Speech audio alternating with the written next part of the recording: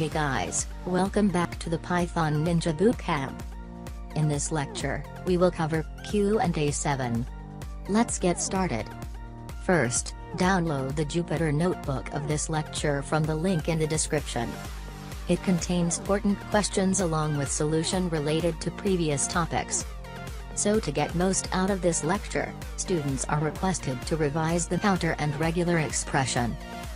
The link of each lecture is given in the description below. Don't go through the solution directly.